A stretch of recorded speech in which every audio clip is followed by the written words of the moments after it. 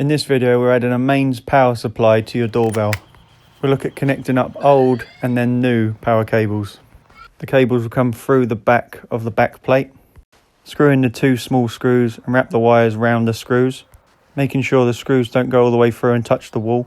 If you don't have the original screws, you can get some small screws and cut down with pliers to length. Like I've done here, they cut quite easily. When using the main power, you don't need any batteries inside. Then simply slide the doorbell onto the back plate.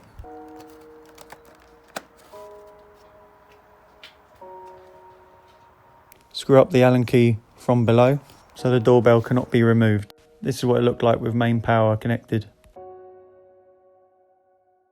Now we'll look to add new power cables if you haven't got existing doorbell cables. I'll leave a link in the description below for these. The power cable is 5 meters long with an output of 18 volts. Connect the ends of the power cables onto your screws. Again, you will not need any batteries inside. Here I slide the doorbell onto the back plate and show you it working, just plugged into the main socket on the wall. These doorbell power cables are priced around £10 or £11 and can be used to power up many different doorbells. You can get them with an UK or an EU plug.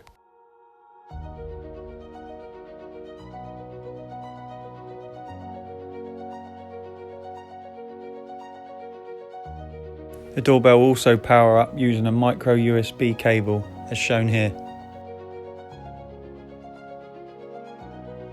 If you are using batteries, they're the 18650 batteries. Make sure the battery has the nipple on the top.